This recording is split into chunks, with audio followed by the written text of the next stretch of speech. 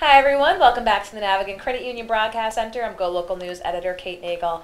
Thanks for tuning in for election night coverage here as polls have just closed and numbers should be coming in fairly shortly. We'll be providing you all the latest updates here at GoLocal. But in the meantime, would like to welcome on a familiar face, Joseph Molina Flynn, the head of the Rhode Island Latino PAC and immigration attorney. Thank you for coming back today. Hi Kate, thank you for having me. Well, as the chips will be starting to fall very soon here, I want to talk with you, and we did have you in fairly recently, about your first year at the helm of the Rhode Island Latino PAC, and we had focused last time a lot on your fundraising prowess, but let's talk a little bit about the outcomes, the slate of endorsed candidates, and how election night is shaping up today. Yeah, so our endorsed candidates actually did really well during the primaries. You know, obviously at the top of the ticket, it was really contested whether we were going to endorse Matt Brown or the governor, and then whether we were going to endorse Aaron Regenberg or Lieutenant Governor Dan McKee, and we endorsed both of the incumbents, and they both ended up victorious. Dan McKee pulled it off in a lot of ways thanks to the Latino vote, and so we're very proud of that win, and he's expressed his gratitude as well. So I think we had a really good primary night, and we just hope it continues tonight. So let's talk a little bit about, let's go to the top of the ticket and Governor Gina Raimondo. You know, you talked about looking very strongly at Matt Brown. Obviously, he presented a strong progressive challenge to the governor. You know, considering his candidacy, what were some of the issues that you really were deciding factors? Clearly, there were probably some ones that you embraced of Matt Brown's that you would have liked or like to see out of the current governor if she is in fact reelected. You know, where would you like to move the needle, even though you in fact endorsed the governor in her race on the ticket? Where are the issues that you'd like to see her move? You know, one of the things that I think was certainly part of being a deciding factor is that the Latinx community is very diverse, and not everybody identifies as progressive, and so necessarily it doesn't mean that the Latino PAC is going to endorse progressive candidates. We really care about a platform that is going to affect the lives of Rhode Island Latinos, and that doesn't necessarily always mean progressive. And so when we analyzed the candidates side by side, it really seemed that Governor Raimondo had done a lot of work over the past 4 years to improve the lives of the Latino community. She really understands what is needed of the next 4 years in order to keep that needle moving forward. And Matt, he had some great ideas, but as you know, when you're running, it's really easy to say that you're going to implement certain things which other people may or may not know cannot be implemented. So yeah, his campaign was really good with the ideas, but hers we've seen results from, and we're hopeful that in the next 4 years we'll continue to have her ear and be able to get some really good outcomes from her. Let's talk a little bit about the lieutenant governor's position. Again, you endorsed Dan McKee. What are the positions of that office per se that you looked at as it pertains to the Latinx community? You know, specifically, Lieutenant Governor McKee has stated over and over that he has focused on improving the lives of small business owners. And he understands it because he came from a background where he started a small business with his dad and his brother. And so he really knows the regulatory red tape that small business owners sometimes have to deal with and what they need to do in order to make their businesses thrive. And so his focus on that segment of the community was something that really drew us in, because that's really important to the Latinx community here in Rhode Island. You know, if you drive up and down the South Side, Central Falls, Pawtucket, you see Latinx store after Latinx store, restaurants, and other services that are being offered to the community in their language. And a lot of that is thanks to Lieutenant Governor Dan McKee. Also, his office, being a small office, is diverse for the number of staff that they have. You know, one of his top aides is Rosa de Castillo. Hi, Rosa. I'm sure she's watching. And she is a Latinx woman. And so he really gets it. And we're really happy that he made it through the primary. And obviously, we're hopeful that he'll make it through tonight, but I don't think that's even a contested race.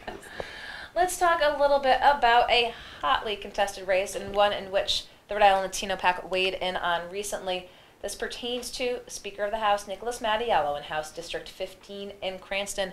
The Rhode Island Latino PAC joined other organizations just the other week calling for his defeat. We did. You know, it's really unfortunate that somebody in that position would use their pulpit to come out against the Latinx community specifically. And we feel that he really did that when he sent the mailer out saying that he was responsible for single-handedly defeating licenses for illegal aliens. Even the use of the term illegal aliens bothers us. And so, you know, we prefer undocumented immigrants. We've all heard the campaign, no human being is illegal. As an immigration attorney and a previously undocumented person, I take personal offense to that. But of course, our decision was not made because of my personal feelings. The board just felt really strongly that this person was not the right person to push the agenda of the Latinx community forward. If he wins tonight, I would hope that he puts his ear to the ground and tries to help our community out. But if history were to serve us correctly, that won't be the case. And so, yes, we understand that he is the most powerful politician in Rhode Island, but we're hopeful that Frias will be able to defeat him tonight. And if not, we hope that our legislators will stand with us next week, or Thursday, I think it is, when they decide in the caucus who they're going to vote for and state that they're not going to vote for him, as 19 others already have. It was interesting, the response from the Speaker's office, again, when you joined. It was the Coalitions Against Gun Violence, and the third organization? Rhode Island Now. Rhode Island Now.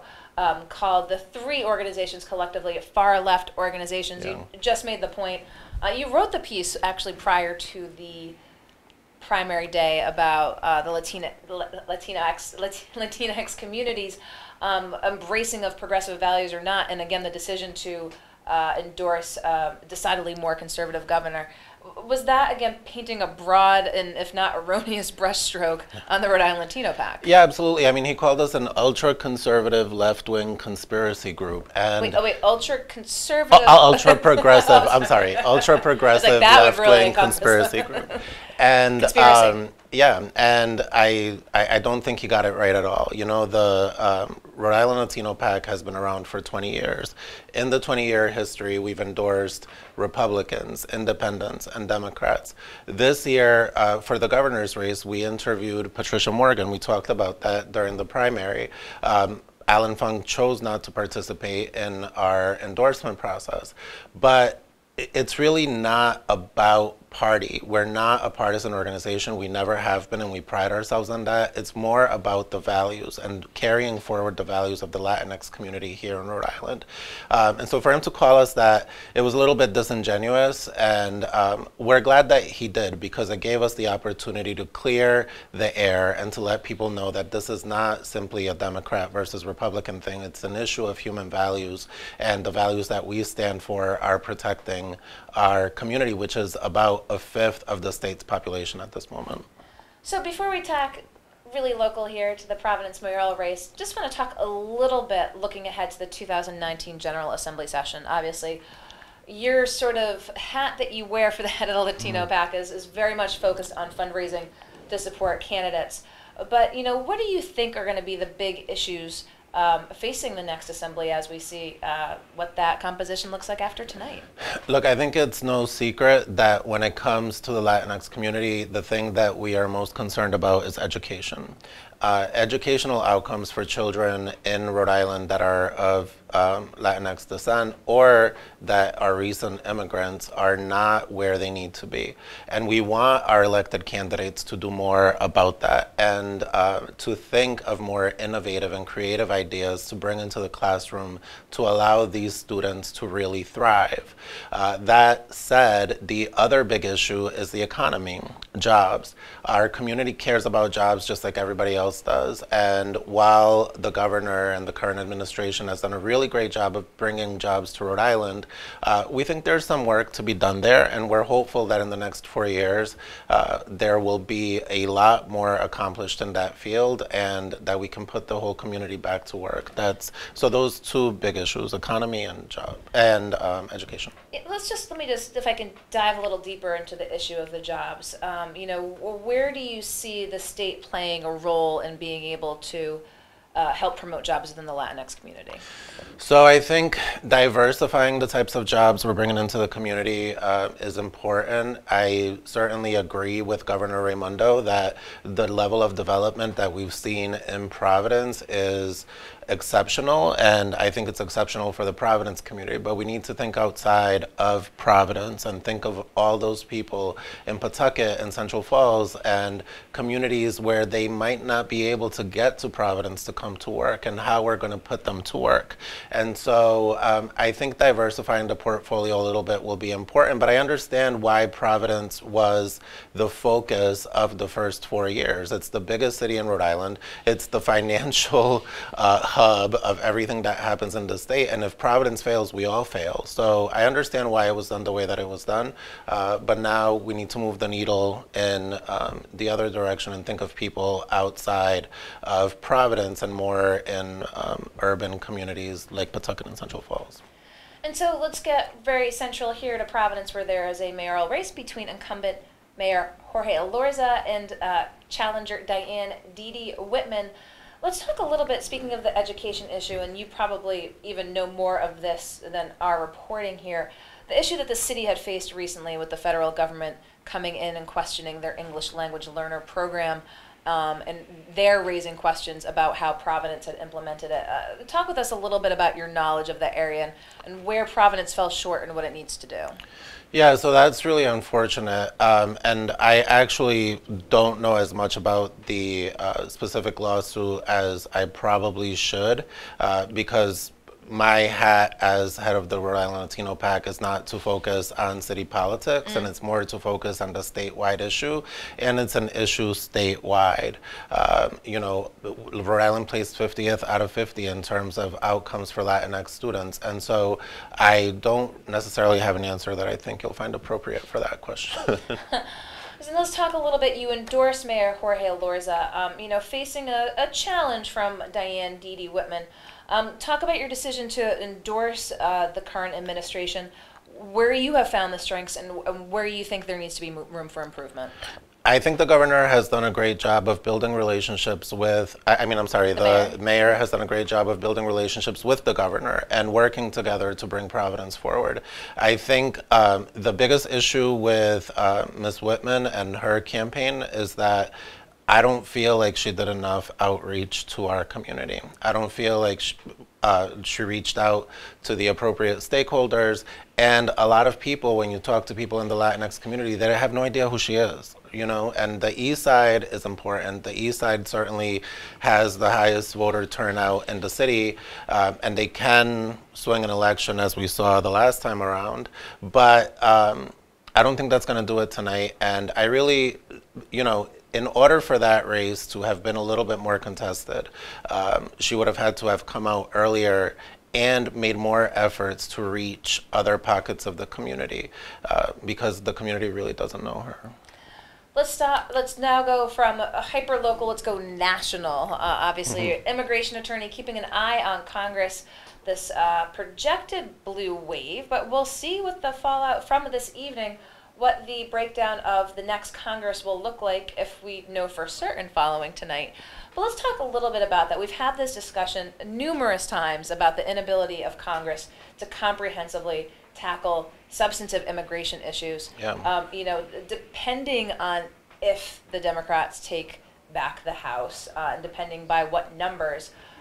What are you looking at moving forward into the next Congress? Look, I think in order for them to take an honest tackle at comprehensive immigration reform, I think they do need to start making some incremental changes. Like, let's give the DACA recipients a pathway to some form of permanent legalization. That's an issue that's not really that controversial. Except it's often used as a bargaining chip. It is. I mean, and I get that, and I get why, but if they're going to be honest about making these bigger waves, then let's start with the small ones. Let's start with the easy ones. And I really think that they need to do that and move the needle on that a little bit. I'm hopeful that the House will get flipped. I don't know about the Senate. I doubt it. But hopefully they can get their minds together and do something. Well, we're going to continue to keep a look at all races from the very local level through the statewide and, of course, the national as well. I know, like my previous two guests, you've got places to go this evening, but I appreciate your coming in to break down the races here today. I believe results are starting to come in. We're going to be back shortly with our next guest, Professor of Communications at Rhode Island College, Val Endres, and former United States Senator, Rhode Island Governor, and Warwick Mayor, Lynn Chafee, are going to be here in studio. But Joseph Molina Flynn, head of the Rhode Island Latino PAC, immigration attorney, always welcome here in the Navigant Credit Union Broadcast Center. We'll be right back, so be sure to stay tuned to Go Local for election result coverage. I'm Go Local News Editor Kate Nagel. Thank you, Kate.